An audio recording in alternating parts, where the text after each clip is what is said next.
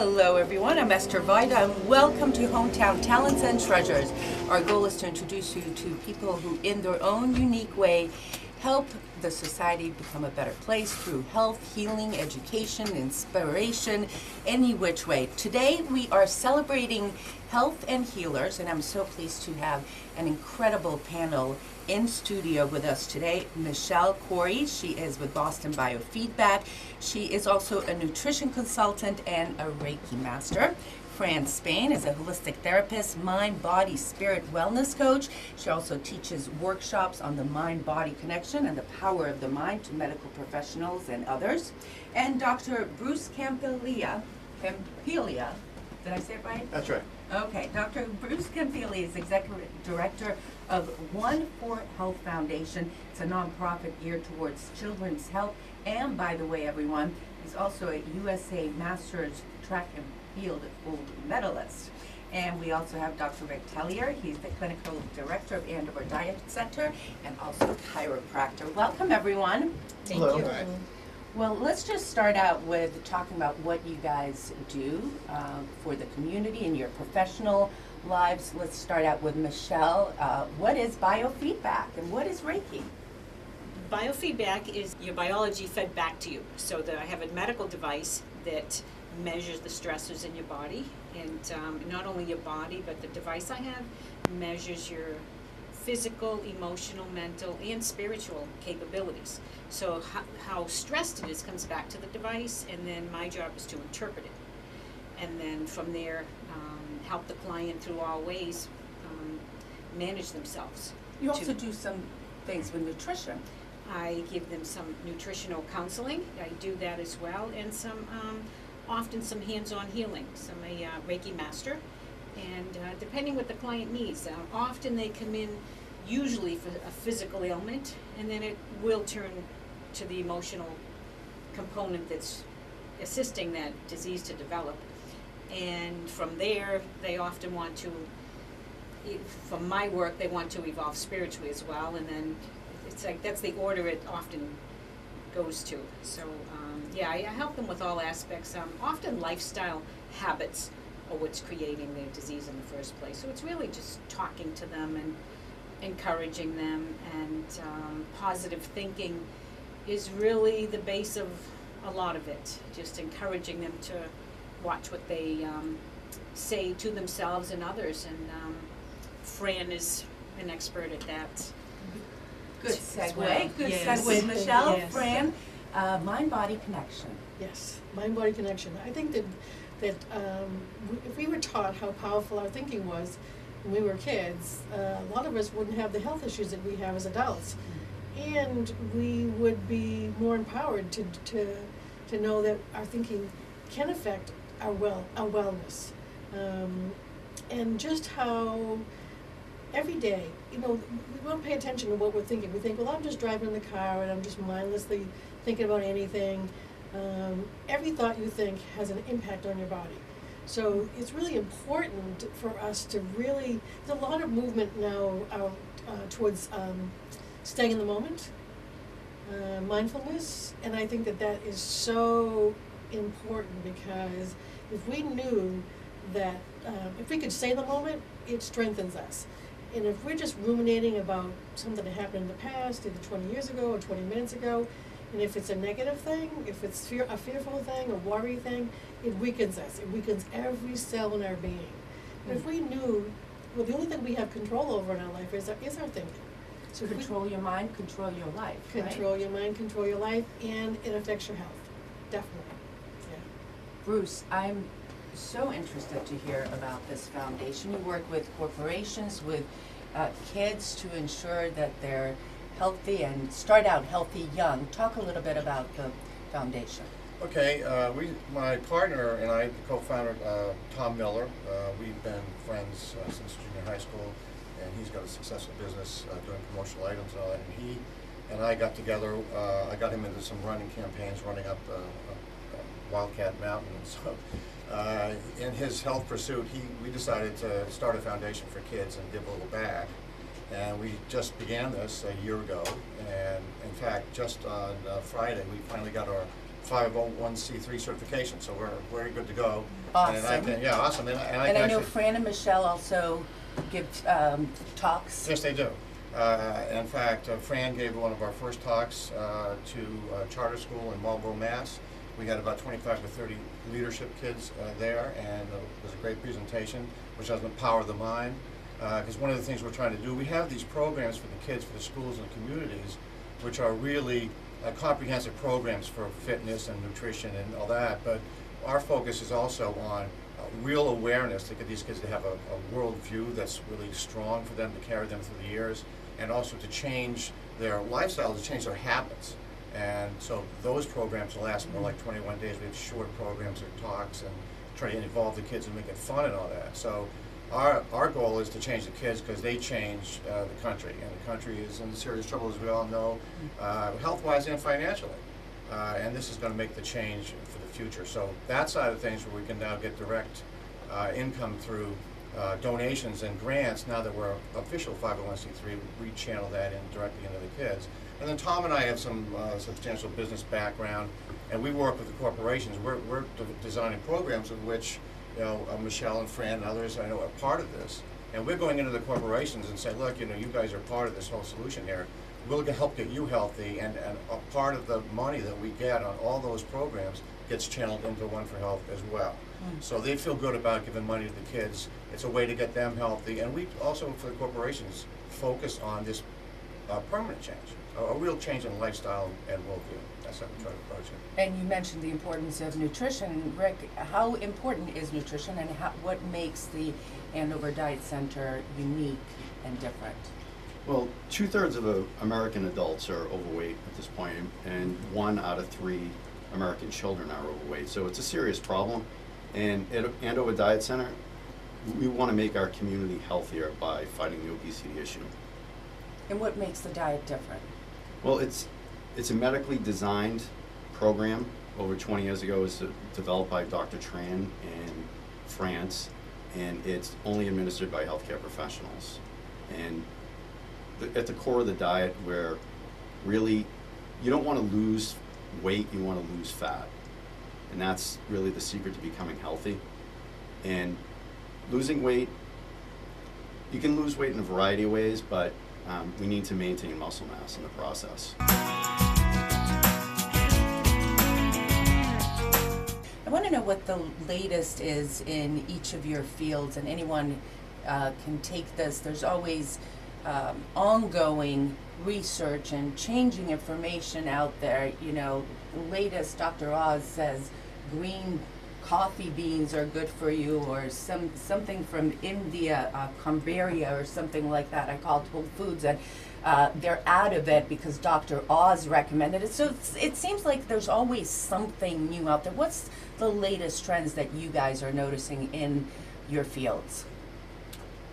Well, I guess I'll start. I think certainly for the kids, there's a big push on obesity, and certainly the school, everybody's aware of the anti-sugar programs and whether they're winning or not in the school systems.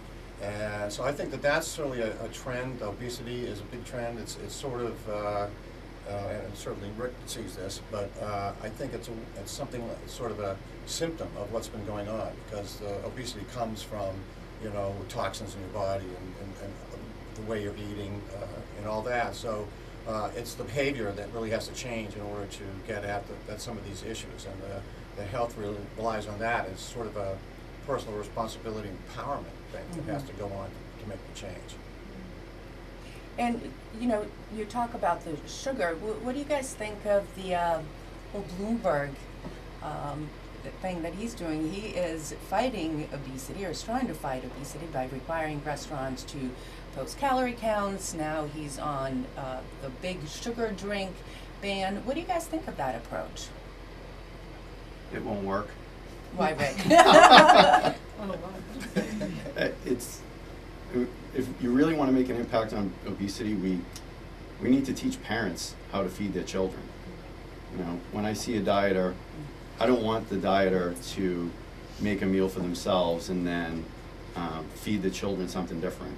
You know, my husband had pizza today, well, last night, and I got to watch and I got to eat, you know, chicken and a salad. You know, if you don't take the time to teach your children how to eat healthy, who will? You know, that's the problem. Good point. Good point. How much should it be personal responsibility, Fran? I think what I said is like the kids need to learn. I think in like what Bruce is doing is his organization is trying to get the kids educated, whether they learn it at home from their parents, because a lot of them aren't. Educate them in the schools. Michelle has a nice program on nutrition for kids, and I think that that's where we need to begin. Is like, I think when kids go home, you know, even if they're not being fed well, they still get fed that information in school, and they never forget it. And so if they can have an environment in the schools that supports nutrition, and they can eat better in school and learn all about those things, you know, I think it's a good foundation for them. And what are those nutritional programs that you have, Michelle? It's really based on prevention, which, you know, even though, and Fran's right, because often children, you know, as parents, I mean, I was always very strict with good nutrition, and then, you know, they divert here and there, but they always have that base of like they know what you taught them, and that's great, but some children don't get that base. And if I know I ran into a parent at somewhere, and she said, oh, my child saw your video on I showed them how a chicken nugget is actually made, and it looked like pink, some foamy something, it looked like ice cream actually. So once they saw it, and she said to me, I will tell you, she said, now the 5th grade class in our school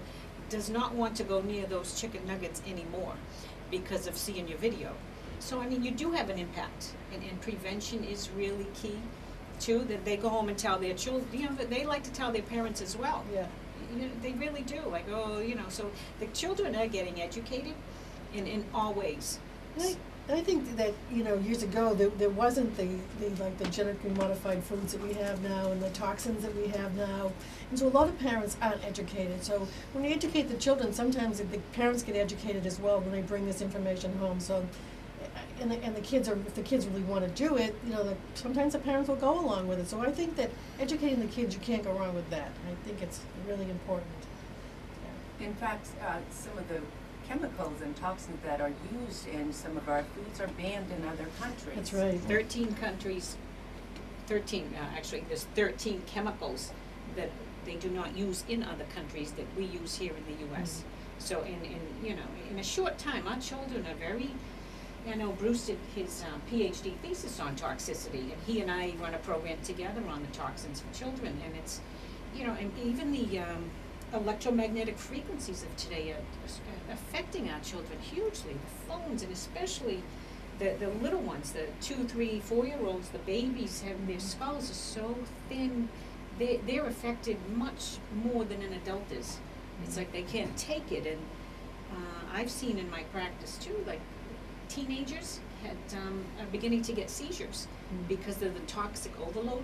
It's as if their livers can't handle the toxicities anymore, between their phones and the genetically modified foods and the sugar. Sugar is really a neurotoxin. That it's just rampant. So we're going to have a serious problem here in a short time. And we already have rising care costs out of this world. Right. Bruce, how have you seen the toxins and the chemicals change in foods? Well, I think what's happening is people don't realize how many chemicals they're exposed to, because it starts with when you're growing something with the chemicals for the fertilizers, and then there's the insecticides and herbicides, and then there's the processing of the foods, and you know, there's the antibiotics in the meats, and it's on and on. But I think the big issue is really that these chemicals, they combine in your body. So it's like what they call a dyssynergy. It's like a negative synergy, where they add up to more than they would separately. And they because we don't know what's, even in pharmaceutical products, the warning is that if you take more than a couple of drugs, they're going to interact and nobody knows what's going on. So that's part of the problem. That's a big problem with any chemical. We don't know what's going on. And I think what's really happening now in the last few years is research is showing, it started out with just cellular research, and now it's getting even and more in depth in terms of these chemicals affecting not the DNA directly, but the epigenetics, the surrounding, the stuff that surrounds your DNA. That is being affected, and when the DNA, the genes have to do a job for you, they use that in order to do it. So what happens is it's changing the way those processes happen. And not only that, epigenetics are being passed down into the generations. So that's a very important thing for people to know. And I try to liken it to cigarettes, secondhand smoking in a way. It's like the gun that says, well, we need to do something about this, because now it's not just you. You know, sometimes people don't change because they don't see it for themselves, but you may do it for somebody else. And you'll certainly do it for your children if you know that the smoke is affecting them. So it's a sort of a similar analogy where the chemicals are affecting your kids and then their kids, and it's going to take generations to correct that again. Because you're seeing I think just recently, you see the obesity. These kids are actually predisposed to this obesity, and it's harder for them to change. It's making it harder for them to change. So I think that a lot of that is just an awareness, and this whole awareness also goes, Rick was pointing out that you can't be going to school and then get something else at home, different. You need to have that be consistent, just as if you're at home and you go to work, you have to have that same message that's going on. And the corporations, everybody's a stakeholder. So it's hard to change with the sodas going down from 20 ounces to 16 ounces. Like that's, you know, there's 17 scoops of sugar in a 20-ounce drink. I mean, come on. Wow. You know? So what are we changing here? But, you know, it is a message, and it's a message from the government. So in smoking, that was the same thing. You had to have that little bit of research show the connection to the smoking. The government did something to say, we stopped doing that, we're going to stop this. But basically, the corporations got involved. Even McDonald's was one of the first corporations, and you know, we might not think of them as a healthy place. But they were great. They're one of the first people to stop smoking at their facilities. It made a difference in the way they worked and everything. So what we're trying to do is get everybody involved. It's everybody's in on it. You know, we all talked about toxins. So what do you do, Rick? Do you go organic? You know, there's a huge move towards gluten-free and organic, and a lot of people can't afford those types of foods. It's true, you know, it can be pricey, but it is the best way to go. It's eating organic is, you don't have the chemicals, so you don't have to worry about that sort of exposure. So for me, it's the best option. What about packaged foods? Well, packaged foods, we tell dieters to stay on the outside of the grocery store. Yeah, I have heard that before, that the best thing to do is to shop in the outside where the fresh fruits, vegetables, and so forth, meats and dairy. But the fact is that if you take a look at a McDonald's Big Mac, for $1.50, you go to a supermarket for organic apple, $1.50. That's $2.50. $2.50. Calorie and nutrition-wise, I mean, you're looking at dishing out a lot of money. What can people do? What can our listeners do who are frustrated, who perhaps have obesity in the family, want to make those changes but just can't afford it? I'll offer something there. I did a little study when I was doing my PhD thesis that it came out, I did like a market basket thing where how much does it really cost for organic foods compared to something else, and it came out to like 42% higher. So almost another half as much expense-wise. And so, and what Fran was saying is right. People don't have in the poor communities access to that. Either they don't have access to the food, or they don't have enough money. But I think it's a combination of things where, you know, we take too big portions anyway in this country. So if you have $1 you're spending on something, cut back on how much you're eating, and then also it's much more nutrition rich in the organic side. So if you combine these little things and there's fewer chemicals in there, you're getting actually more nutrition. And if you just cut down your portion, you're only spending a little bit more. And then don't eat it all the time. It's a matter of change. It's a matter of being able to do some. You know, my partner Tom, we were just having a conversation the other day, and he was concerned that he was putting a scoop or two of sugar in a coffee, and I told him, well, you know what? It doesn't really matter. Don't be so concerned about that. Don't stress out. Stress is huge. It's worse than anything. So just cut back to one, and that's nothing when you compare it to 17 teaspoons of sugar in a soda. So it's all relative. And if you're going to try and change everything all at once, you'll never make it. You won't do it. I agree. Some food, some produce has higher levels of of chemicals than others. So if you can just, lean into it, just take, one or two, like, and look for what's on sale. Like, have it your goal to be all organic, but if you can, it's okay, because it's like the fruits and vegetables with the thicker, tougher skins are not as full of chemicals as the ones who aren't. So, there's ways that you can have some of it instead of just saying, well, I can't afford it. And all the stores have organic things on sale from time to time. Buy extra, stock up. If it's meats, for an example, you can freeze them. So if it's really important to you, you can find a way to get at least some of it into the kids' diet. It's important for the kids especially. Back pain, headaches, pain and stress. Who wants to take it on at first?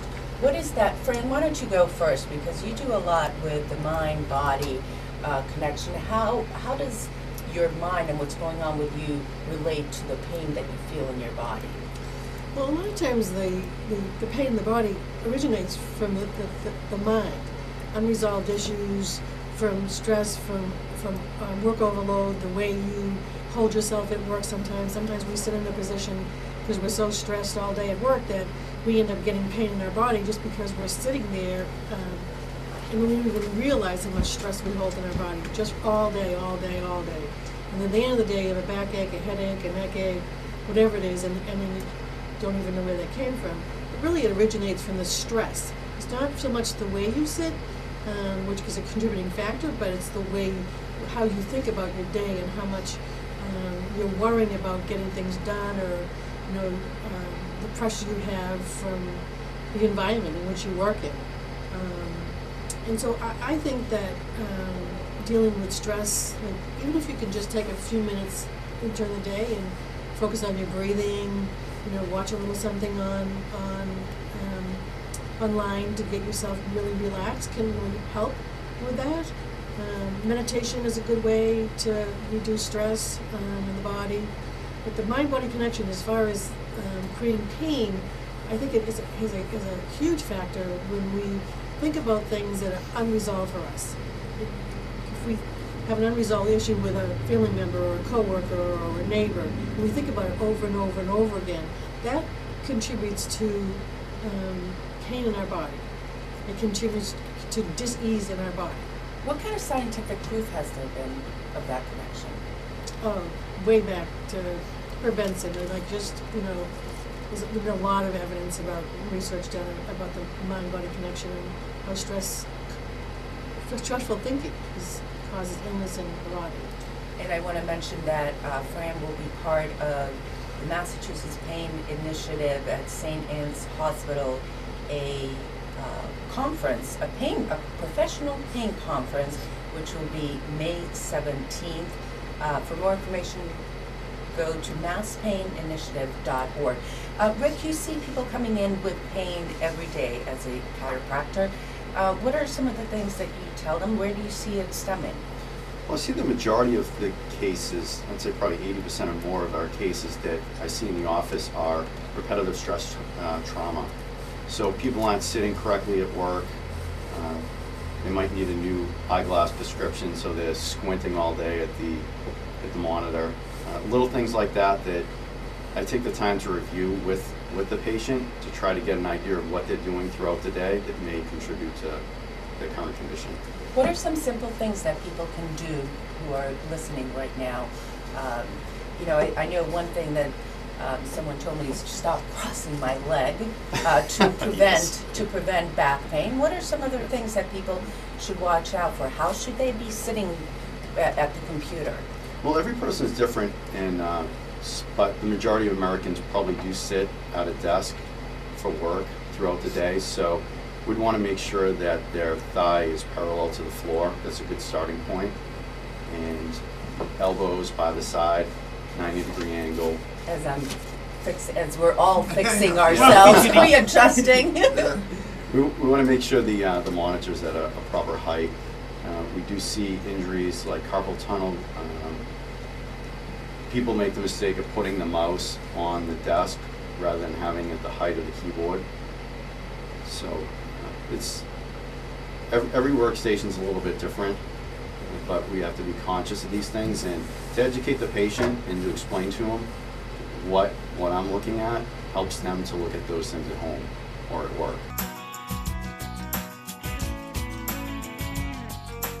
I want to stay on this, go back a little bit to pain, and how important that mind-body connection is. And Bruce, why don't you address how important it is to get into early good behaviors and good things to do at an early age to prevent pain and stress, etc. Well, it's extremely important because, I mean, stress in particular is a dominating force in your health. Stress creates a response that shuts your body down, and your body can no longer process the nutrition that it needs to process, and you don't sleep well. And these are the major factors in your health, and that's why I look at stress as like the pinnacle point of health. You need to get away from those stressful responses in order to be able to fight, the forces of bad nutrition and whatever. So also, I think that exercise helps combat stress, and it fights that as well. So those types of things are extremely important.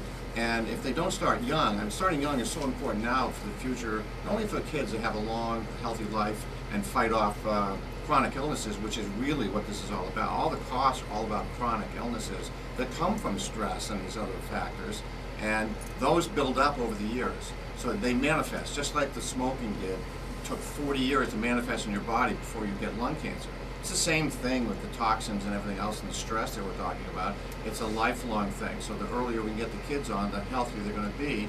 And when you really think about it, the costs in America are so substantial. We're talking about trillions of dollars of costs associated with healthcare and a budget that's not much more than that for the United States. So we're talking about a lot of money in the future of our budget, and we won't be able to defend the country or fund education or anything else because so much money has to be spent on this.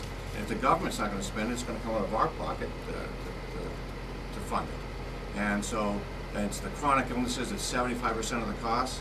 Yeah, you can cut down on your costs through emergency room services and all that kind of stuff, and efficiencies, and certainly I think some of the Obamacare will lower some of the costs across the board, but those are like a small portion of what we're really talking about here with the chronic illnesses and what it really costs to treat those as you get older.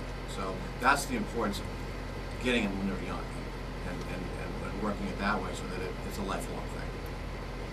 And this is where every aspect of health is adds up, because it's an accumulation of all these, the toxins, the sugar, the poor nutrition, and then you factor stress in there. It's a recipe for it's just it's the accumulation over the long term that does the damage. So and now with the frequencies of what our children deal with, that we didn't have to deal with so much. The radiation, the sedentary lifestyle, sitting on the couch, the games. You almost have to say go outside and get some sunshine. So it's the accumulation, and so that's why stress is really the most important part of it all. Because the children are stressed, they deal with these little stresses every day. It doesn't seem like they are, but that added stress doesn't help their cells in the accumulation. And if they're stressed at 5 and 10 and 15, by the time they're 30, and they have an overload of toxins and genetically modified foods and poor behaviors, they're not, I see that older. That's why someone at 60 that has bad habits for 20 years is really unhealthy, and it's very hard to undo that. So that's why we're trying to help the children with awareness and making good choices and habits so they will be healthy. Sugar, a serving of sugar will suppress your immune system for 5 hours. Wow. That's one serving. One serving is Of what? sugar, Is that It's a probably tablespoon? Yeah, around there, something that goes into a cup of coffee. That's right, and there's some good Wow. natural substitutes for sugar. I think only stevia is pretty much what we should be substituting sugar with. Michelle, what are some of the things that you tell the children to help them combat stress and to recognize stress? Well, I think if they're just, often they'll have a headache, and it's like, did you drink water today? I mean, it's a simple solution, but the children are dehydrated from just they don't even know it. So, or just take a walk. If you're doing something for 2 hours, you should change the habit and go do something else for 10 minutes. So something like, or get outside, or nothing should be all day long. It's like moderation, taking intermittent, time to breathe, or you're just teaching them to meditate. They all want to know how they can empower themselves with little tricks, and we teach about increasing their frequencies even too, so they can help themselves. So it's a fun little. And for those who don't know that concept or understand that concept, Michelle, explain about frequency. Well, everything on the planet has a vibration, let's say. So from the table to the plant, and people have different frequencies as well. So they can be a very low vibration, or they can be a high, depending on their thinking, their environment, what they're taught, who they're around, friends, what they're eating. The food has something to do with it as well. So if you're ingesting processed foods and you're with some people that are pretty negative, and even family members and parents can be in bad moods and affect the children. So we teach them that, to just be aware of their environment, and always strive to be what we call above the line thinking, above the line doing, making right choices. And this increases your vibration, which is really your happiness and satisfaction in life. And you're better able to cope with, stress as well. When your frequency is a little higher, you're able to cope with stress. So this is where the thinking comes in. So like when you walk into a room when somebody's angry, most of us know that feeling. We know when somebody's giving out that vibration of anger without even seeing their face. Especially if we're related to them, like we're used to that feeling. And so every thought we think gives off a vibration. So as Michelle was saying, like people give off a frequency, and that's that frequency. It's just that we haven't been taught as children to recognize those frequencies, but if we were taught, then we would know exactly what it was. So some of us have been around people who are just happy fellows, and we just feel happy and uplifted being around them because we can feel that. We can feel their joy, or someone's like in a prayerful state all the time. They're this peaceful people. They radiate that peace, and we can feel that. How can you teach children to recognize that? Well, I think children do know it. They naturally know it. I can see that in my, with the children in my life, especially my grandchildren, I can see that they know it. We all know. I'm going to give you an example of a pet. If any of us have a dog, and you get on the phone, you pull your energy out of the room, you get distracted, the kids start acting up, the dog starts acting up, because you're different. And you've pulled your energy away from them, and they want that back. So pets know it, children naturally know it, but because we don't validate that for them, we don't confirm that that's what that really is, then we lose it over time. Adults don't talk about it. The whole concept just gets lost. And we tell kids, no, we weren't angry, we weren't this, no, we weren't stressed, we're okay. But kids really know. Kids really know more than we give them credit for. They do, and when Fran did the talk for us at the school in Marlboro, these kids, they were aged 12 to 17, and they got it. And in fact, some of them were negative in the beginning, saying, "Oh, this is like nonsense. What is this? Who's this crazy lady?" So, but in the end, they and some of these, even the tough boys, they thought, "Wow, gee, this is really interesting." I get that my thoughts are really doing something. Yeah. They can empower themselves. Exactly. Teaches them to empower themselves. We had this exercise. I did an exercise in kinesiology where I have them hold out their arm, and I actually tug on it and give it some pressure, and I ask them while I'm giving their pressure to hold it up, and to think of someone they love, something really positive, something they enjoy doing, and the resistance is very strong. The moment I ask them to switch their thinking to something that stresses them out, someone they haven't forgiven yet, the level of resistance is very low. And I do this in the prison. Like I teach a class at the men's prison in Concord, and some of these inmates have arms bigger than my legs. And they think there's no way this little woman is going to get my arm down. But I'll tell you, if I ask them, think of a situation that they haven't forgiven themselves for, some regret in their life, they cannot hold up their arm. The resistance, their whole physical being is so weak. Just by that thought. When the person's not in the room, the situation isn't happening at the moment, it's just by recalling the thought with the feeling, and the whole body responds, whether it's positive or negative. It's so powerful. I wish everybody could know this. It'd be a whole different world, and our health would be so different if we knew that. Even worrying about being sick, even worrying about a physical illness, about like what's going to happen to me, it weakens your immune system. If a doctor says your outcome is going to be not so great, it just sets a tone for like weak. It just weakens you physically. It'll take the legs out from it. And some people like will deny it and not believe it, and that's what happened to me, and that can overcome. But something that's really powerful, like a doctor, can really knock the wind out of some people. Wow, fascinating. Yeah.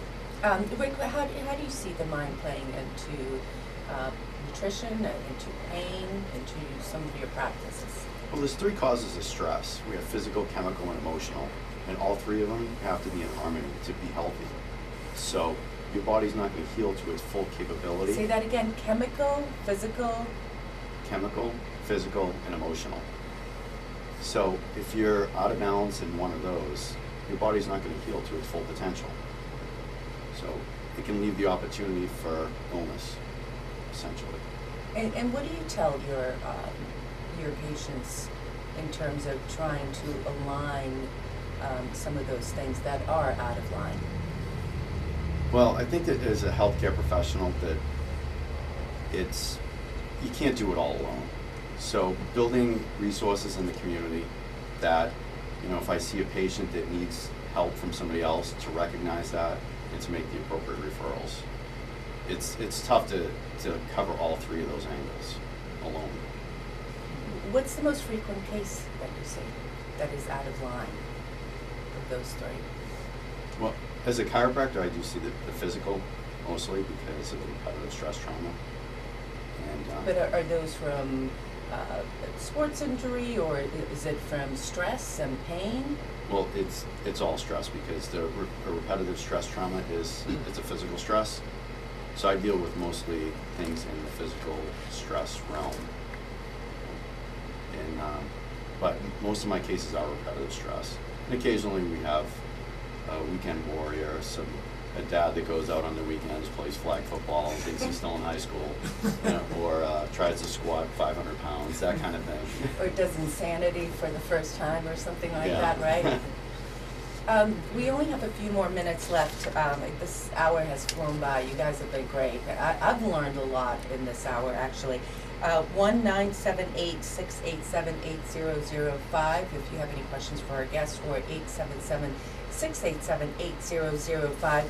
I also want to throw this out there. If you have someone who you'd like to nominate to be on this show, to be a hometown talent and treasure, email me at Eszter, that's ESZTER, at freecommunityconnection.com. Eszter at freecommunityconnection.com. It could be anyone. It could be an educator, a health professional, volunteer, someone with a nonprofit, anyone really in the community doing something extraordinary that helps others, that empowers, that informs and educates the community. Last few minutes with our guests, and I want to know how people can find you. Bruce, the foundation's website is what? Yeah, One for Health Foundation, that's ONEFOR, healthfoundation.org.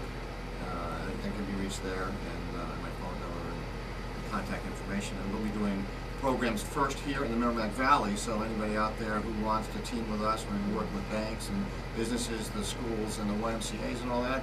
So we're ramping up now, so you're welcome. Well, tell us a little bit about what's coming up. Yeah, so now that Tom and I are able to get direct donations and start this, we're getting the businesses rolling to channel money, and we can start doing programs. And we want to also not only do them directly for the schools, but in the communities, and the Ys or the places like that are great places to do these programs. We can put challenges on together, health challenges, to get things rolling, and then do programs at the schools or at the Ys to augment that, and online stuff that we have. So, but we need some partners. We need the banks to help us out, some of the businesses in the community to step up, and we can even help their employees. And then and work with the Ys, so which we're trying to do. We have a CEO of the YMCA who's on our board. So Stephen Ives? no, this is actually the YMCA. A YMCA is in Newton.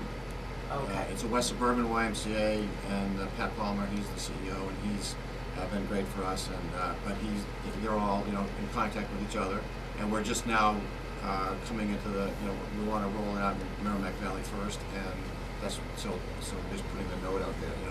Awesome. Getting the shingle out. Michelle, Boston Biofeedback. Yes, you can reach me through bostonbiofeedback.com, and all my contact information is there. You send me an email through there, I will get it, and my phone number is there to reach me, and that's the best avenue to take it. What talks or programs do you have coming up? I have a talk at a yoga center in Methuen in a couple of weeks about increasing your frequencies, your vibrations, and I have a talk at a food exchange on the symptoms of nutritional deficiencies. Talking with naturopath Pam Seiler also this month at her practice in Andover, and that's also about symptoms of nutritional deficiencies as well. As we get older, we have symptoms that you might think that's disease and it's beginning of, but it's really a deficiency of a certain nutrient that's going on. So I think I have those 3 this month. Awesome. And Fran, you have this pain conference. Sounds funny. Professional pain conference coming up in May. First of all, how can people reach you, and what do you have coming up in the next few months besides this? Actually, that's the big thing I have coming up. All throughout the year, I teach the power of the mind-body connection to medical professionals, teachers, students, at wellness centers, corporate events, wellness events. So I always have things coming up throughout the year. You can check my website, or if you want to book something, you can go to my website. It's www.miraclework.org. So it's miracleworksingular.org. And if they want to sign up for the pain conference, they can go to the MassachusettsPainInitiative.org and see the agenda there for the day and register on that site. I want to give a plug for Michelle's work. It's fabulous. She's helped me so much. Her work is just incredible. You guys all have been very informative and incredible, and I can attest to Michelle's work as well, and also to Rick's work, because I go to him as a chiropractor. Well, thank you. Well, you've helped me a lot, but talk a little bit about your nutrition, what you have coming up, and how can people reach the Andover Nutrition Center? Well, I'd like to speak out to the parents out there. If you're looking for an easy way to cook healthy meals for your kids, go to AndoverDietCenter.com. We have over 200 healthy recipes that are available to the community, everybody out there. We've had over 5 million hits since the beginning of this year at our site. So people want to eat healthy, and they want their kids to eat healthy. So That's right, you had sage chicken last night? Yes. I saw that post. I do usually post what I eat for dinner. It's, I want to share that, and it's easy and healthy, to make these recipes. I'm not a cook, so anybody can do it. You practice what you preach. Great. Thank you, all of you, for Thank you, Eszter. a great afternoon. Very informative, very powerful. Thank you very much, and thank you to Jimmy for helping out on our first Hometown Talents and Treasures. Make sure you email me, Eszter@freecommunityconnection.com. Have a great afternoon, everyone.